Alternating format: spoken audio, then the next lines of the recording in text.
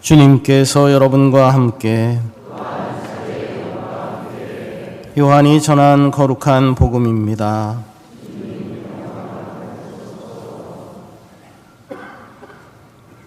그때 요한이 자기 제자 두 사람과 함께 서 있다가 예수님께서 지나가시는 것을 눈여겨보며 말하였다. 보라, 하느님의 어린 양이시다. 그 두 제자는 요한이 말하는 것을 듣고 예수님을 따라갔다.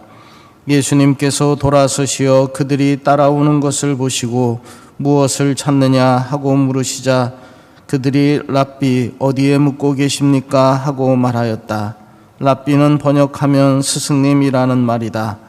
예수님께서 그들에게 와서 보아라 하시니 그들이 함께가 예수님께서 묵으시는 것을 보고 그날 그분과 함께 묵었다. 때는 오후 4시쯤이었다. 요한의 말을 듣고 예수님을 따라간 두 사람 가운데 하나는 시몬 베드로의 동생 안드레아였다. 그는 먼저 자기 형 시몬을 만나 우리는 메시아를 만났소 하고 말하였다. 메시아는 번역하면 그리스도이다. 그가 시몬을 예수님께 데려가자 예수님께서 시몬을 눈여겨보며 이르셨다.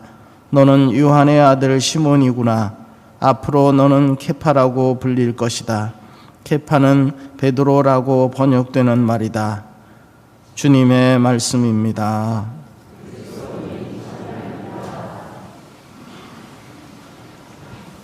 찬미 예수님, 오늘은 연중 제2주일입니다. 우리 가톨릭 교회는 하느님께서 예수 그리스도를 통하여 이룩하신 구원의 업적을 한 해 동안 기념하는데 이것을 전례주년 또는 전례력이라고 합니다. 전례주년의 중심은 예수님의 탄생과 부활입니다. 주님의 성탄 대축일과 부활 대축일을 기준으로 해서 대림과 성탄, 사순과 부활 시기가 배치되고 이 시기를 제외한 나머지 34주간이 연중 주간이 됩니다. 한 해의 전례 주년에는 연중 시기가 2번 있는데 성탄 시기가 끝난 다음 우리가 연중 시기를 그렇게 맞는 것이죠. 그리고 부활 시기가 끝난 다음입니다. 우리는 연중 시기를 큰 축제들 사이에 별 볼 일 없는 시기라고 생각할 수 있습니다. 하지만 큰 대축일만이 중요한 것이 아닙니다. 평범함 속에 비범함이 감추어 있다고 하지 않습니까? 오늘 복음에서 예수님은 당신을 뒤따라온 제자들을 초대하며 이렇게 말씀하십니다. 와서 보아라. 연중 시기에 우리는 예수 그리스도의 어떤 특정한 사건이 아니라 그분의 신비 전체를 되새깁니다. 그분의 말씀과 일거수일투족, 그 행동과 삶을 통해 왜 이분이 구세주 하느님이신지, 하느님의 생각과 마음은 어떤지, 그분 눈에 가치 있는 것은 무엇인지, 나아가 그분의 제자요 아들, 딸인 우리들은 참으로 누구이며 어떻게 살아야 하는지 하는 것들을 배웁니다. 큰 대축제 이벤트만 중요한 것이 아닙니다. 우연히 유명 가수의 콘서트에 가게 되었다면 그 후에 어떤 일이 일어나겠습니까? 저는 일반 대학생 때 그리고 신학생 시절 대학로 소극장에서 가수 김광석과 안치환, 정태춘 씨 등의 공연을 본 적이 있습니다. 여기서 혹시 저랑 만났던 분이 있을 수도 있지 않을까 싶습니다. 물론 그 전에도 그 가수들을 좋아했지만 공연을 보고 난 후 더 열심히 그 가수의 음악을 찾아 듣고 또 음반도 사고 악보집도 구매해서 기타를 치며 한 곡 한 곡 노래를 배우곤 하였습니다.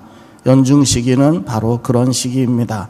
성탄과 우리가 부활 동안에 만난 그 예수님, 그 예수님의 큰 사건들 그것만이 아니라 그로 말미암아 예수님은 누구신지, 우리에게 어떻게 가르치셨는지 그것들을 배워나가는 그런 시간입니다. 예수님의 전생애와 신비를 차례차례 배워가며 예수님을 조금씩 더 새롭게 만나고 친밀해지는 시간이라 하겠습니다. 마테오, 마르코, 루카 이 공간 복음서에는 예수님께서 공생활을 시작하시며 어부 네 사람을 부르는 대목이 있습니다. 베드로와 안드레아 그리고 제베데오의 두 아들 야고보와 요한을 부르는 장면입니다. 예수님은 그들을 사람 낚는 어부로 부르십니다. 다음 주일 복음이 마르코 복음에 나오는 이 장면입니다. 이 네 사람은 서슴없이 모든 것을 버리고 곧바로 예수님을 따라 나섭니다. 많은 교우분들이 의아하게 생각합니다. 어떻게 사도들은 그렇게 쉽게 모든 것을 버리고 예수님을 따라 나설 수 있었을까? 그 답을 우리는 오늘 요한복음의 말씀에서 찾을 수 있습니다. 그런 부르심이 있기 전에 와서 보라는 예수님의 초대에 응답해서 그분 곁에 머물며 그분과 만나고 배우는 가슴 설레는 시간이 먼저 있었던 것입니다. 연중 시기는 바로 그런 시기입니다. 성탄절과 부활절에만 미사 참례하는 것으로 예수님의 제자, 참된 신앙인이 될 수 없습니다. 가톨릭 평화방송에서 제작한 2023년 종교 인식조사 결과를 잠깐 영상으로 보시겠습니다.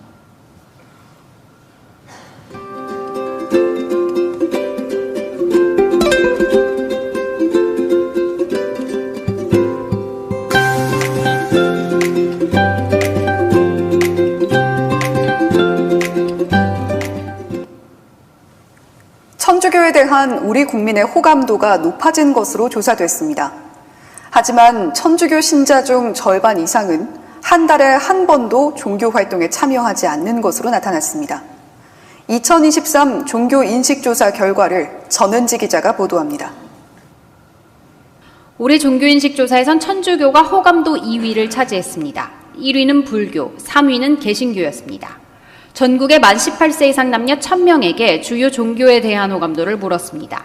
부정적이라면 0점, 긍정적이라면 100점, 긍정도 부정도 아니라면 50점으로 평가하는 방식입니다. 이 조사에서 천주교 호감도는 51.3점으로 나타났습니다. 지난해보다 6.1점 높아진 점수입니다. 불교는 52.5점, 개신교는 33.3점, 이슬람교에 대한 호감도는 14.3점이었습니다. 응답자의 46%는 천주교에 호감을 갖고 있었습니다. 천주교 호감도는 남녀 응답자 모두 50점을 넘겼으며 연령별로는 40대 이상부터 천주교 호감도가 높았습니다. 천주교 신자의 비율은 전체 응답자의 11%로 지난해와 크게 다르지 않았습니다. 응답자의 종교 활동 빈도와 중요성 조사도 이루어졌습니다. 천주교 신자의 절반 이상이 종교 활동을 하고 있지 않았습니다. 천주교 신자 가운데 매주 종교 활동에 참여하는 사람은 27%에 그쳤습니다. 지난해 조사 결과보다 7%포인트 상승했지만 개신교 신자의 절반 수준입니다. 한 달에 한 번도 종교 활동에 참여하지 않는 이는 29%, 종교 활동을 아예 하지 않는다고 답한 인구는 23%입니다. 종교가 삶에서 중요하다고 인식한 연령대는 50대 이상입니다. 40대 이하는 종교 활동의 중요성을 느끼지 못했으며 종교를 믿는 인구도 적었습니다. 종교 인구가 고령화되고 있음을 나타내는 지표입니다. 연령대가 높을수록 믿는 종교가 있다는 사람, 종교 인구가 많고, 반대 연령대가 낮을수록 종교 인구가 낮다는 특징이 있는데, 특히 20대 같은 경우에는 10명 중 7명이 이제 무교로 나왔습니다. 한국리서치가 실시한 올해 종교인식 조사는 95% 신뢰 수준에서 최대 허용 표지 보차는 플러스 마이너스 3.1%포인트입니다.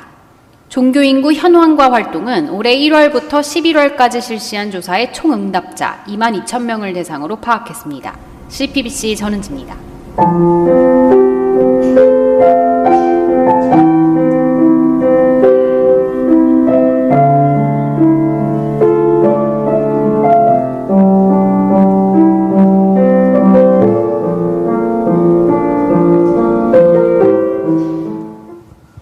예, 오늘 이 자리에 앉아 계신 여러분들이 얼마나 대단한지 아시겠죠? 몇 퍼센트 안 되는 귀한 분들입니다. 예, 이제 영상 보셨겠지만 무엇보다 우리 이제 한 해를 시작하면서 연중식이 맞는데요. 주일 미사에 대한 우리의 마음을 다잡아야 하겠습니다.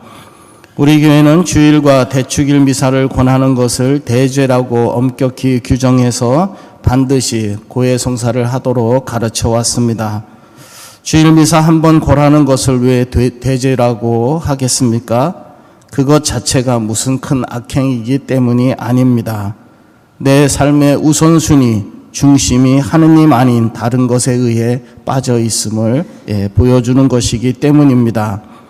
아울러 한 번 빠지고 또 빠지고 하다 보면 하느님과 멀어지고 하느님 자녀로서의 정체성도 사라지고 내 안에 있던 주님의 자녀로서의 은총과 심성도 약해져 도무지 하느님의 아들, 딸, 예수님의 제자로 살아갈 수 없기 때문입니다. 하느님과 그분의 나라에 무관심해지고 마침내 하느님과 단절됩니다. 이때는 내가 미사를 빠진다기보다는 그동안 빠졌던 그 힘과 관성이 나를 지배한다고 하겠습니다. 내가 빠지는 게 아닙니다. 그냥 빠져버릇했던 그 힘이 나를 거기대로 그냥 이끌고 간다고 하겠습니다. 이제 연중 시기를 시작하면서 주일 미사를 한 번도 빠지지 않겠다. 부득이 빠지는 경우에는 반드시 서둘러 고해 성사를 하고 영성체를 하겠다는 단호한 결심을 해야 하겠습니다. 와서 보라는 주님의 초대를 받고 두 제자는 그분께로 가서 그분 곁에 머물렀습니다. 때는 오후 4시쯤이었다 하고 복음을 이야기합니다. 두 제자는 예수님과의 그 만남을, 그 시간을 또렷이 기억하고 있었습니다. 그 시간이 굉장히 좋았던 것이죠. 우리 가운데서도 더 많은 분들이 예수님과 그런 기가 막힌 만남의 시간을 많이 가질 수 있기를 간절히 바랍니다. 잠시 묵상하겠습니다.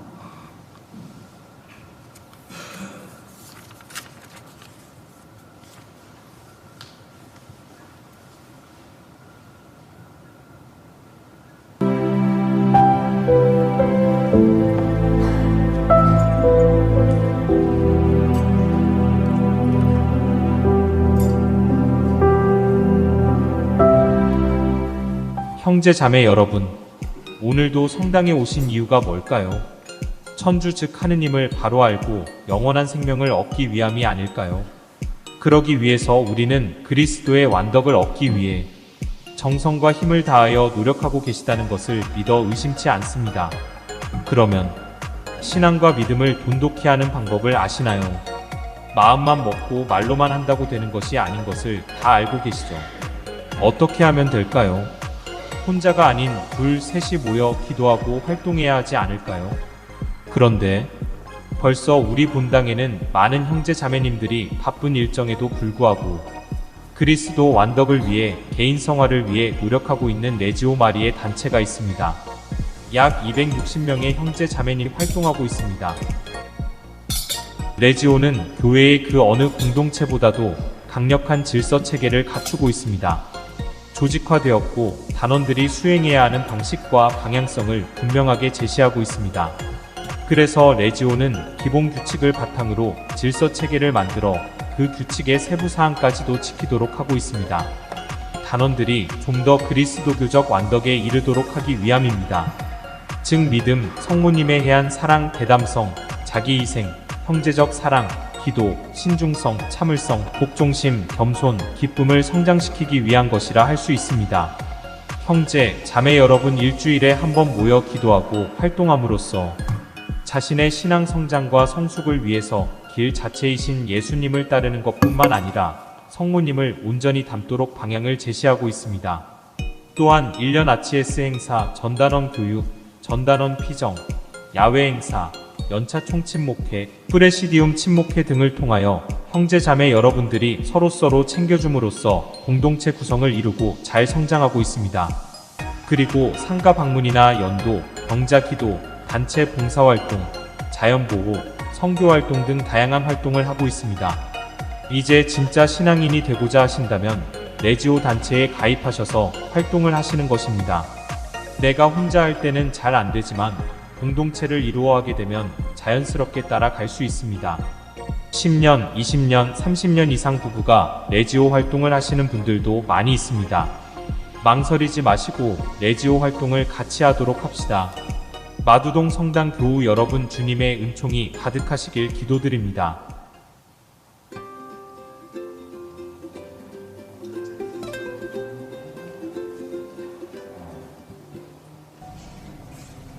형제 자매 여러분, 성모님께서 여러분을 레지오에 초대하고 계십니다.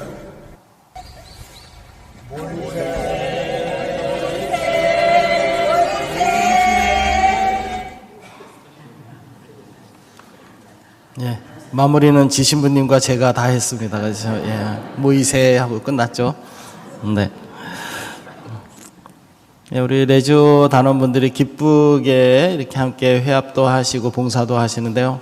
더 많은 분들이 함께 레지오 참여하실 수 있으면 좋겠습니다.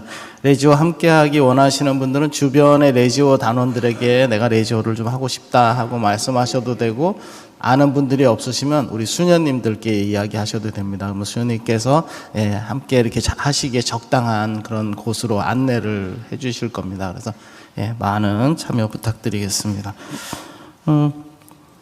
아까 강론 시간에도 말씀드렸는데, 그리고 영상 봤는데, 우리 청년들은 10명 가운데 7명이 무교라고 이렇게 하잖아요. 근데 보면 그 10명 중에 7명 무교라고 하는 중에 보면 우리의 아들, 딸들도 많이 있는 거죠.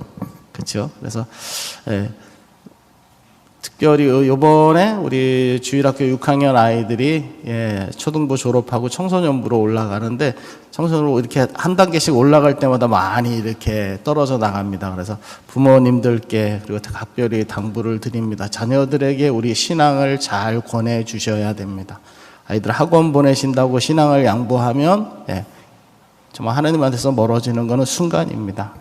그래서 또 청년들이 이렇게 하는 이야기 중에 많은 부분이, 성당에 나가고 활동도 해보고 했는데 남는 게 없다, 뭐가 뭔지 모르겠다, 그런 이야기를 많이 한다 그럽니다. 그래서 꼭 그렇게 자녀들이 얘기하면 제가 뭐라고 얘기해야 되는지도 알려드리겠습니다. 너 콩나물 알지? 콩나물 물 부으면 어떻게 됩니까? 다 빠져나갑니다. 남는 거 하나도 없는 것 같습니다. 그런데 어떻습니까? 다 빠져나가는 것 같은데 콩나물이 자라지요? 너도 마찬가지다. 성당에 갖고 뭐가 남는 거 없는 것 같고 시간만 버리고 돈만 버리고 하는 것 같은데 그렇지 않다. 콩나물이 자라듯이 너 안에서 주님의 생명이 자라나고 있다. 어느 땐가는 그것이 빛을 발휘할 거다. 어느 때 특별히 빛을 발휘할까요? 시련의 시기에, 어려울 때. 남들은 이 어려움을 어떻게 벗어나야 될지, 타개해야 될지 모를 때 우리는 어떻습니까? 그때 빌 곳이 있다는 것입니다. 찾아갈 곳이 있다. 주님이 매달릴 곳이 있다는, 이거 엄청난 겁니다. 내가 공궁에서 부르짖을 곳이 있다. 매달릴 곳이 있다. 그때 주님과의 깊은 만남도 가능하고 이렇게 도약하는, 신앙이 도약하는 그런 기회도 맞게 됩니다. 아예 우리가 하느님과 멀어져 버리면 그러한 기회조차도 우리에게 주어지지 않습니다. 끈을 잘 유지하고 있을 때 저에게 그런 소중한 기회들이 찾아오니까요. 그런 점들 명심해서 자녀들에게 이렇게 잘 일러주시고 신앙 권유해 주시면 좋겠습니다. 공지사항 몇 가지만 말씀드리겠습니다. 성지가지 수거합니다. 가정에서 보관했던 성지가지 가져다 주시면 2월 14일 제수요일에 사용하도록 하겠습니다. 봐주시고요. 오른쪽 이제 하단에 보시면 우리 교묵은 책정 및 납부는 신자의 의무입니다 라고 되어 있는데, 여기서 중요하게 보셔야 되는 단어는 의무입니다. 교묵은 내가 어떤 선행을 하는 게 아닙니다. 교회의 신자로서 교회의 유지와 활동에 필요한 돈을 내가 그런 의무를 지고 응답하는 것입니다. 그래서 교무금을 내는데 이 교무금이 뭐 어떻게 사용되느냐 뭐 이런 얘기들 많이 하시는데, 우리 본당에 보면은요 지금 다 이 시설들이 있잖아요. 시설들 다 운영을 해야 되고, 냉난방비, 뭐 수도 광열비, 뭐 그다음에 또 세금도 다 내고 직원들 인건비도 있고요. 하여튼 그 다음에 잘 먹는 저희 신부들이 있잖아요. 저희들도 다 먹고 살아야 되고, 그러다 보니까 돈이 많이 들어갑니다. 그리고 우리 교구가 또 활동하는 데 필요한 교구 납부금도 내고요. 예, 그래서 교회의 유지와 활동에 대해서 우리 교우분들이 이렇게 부담해야 될 어떤 의무가 있다라는 거 기억하시고, 이거는 내가 희사를 하는 게 아니라 정의의 차원에서 하는 것이다 하는 거 꼭 기억하고, 어려우시면 좀 작게 내시고 하시더라도 이번에 꼭 교무금 책정해 주시고 교무금 내주시기를 간곡히 부탁을 드리겠습니다. 기도합시다.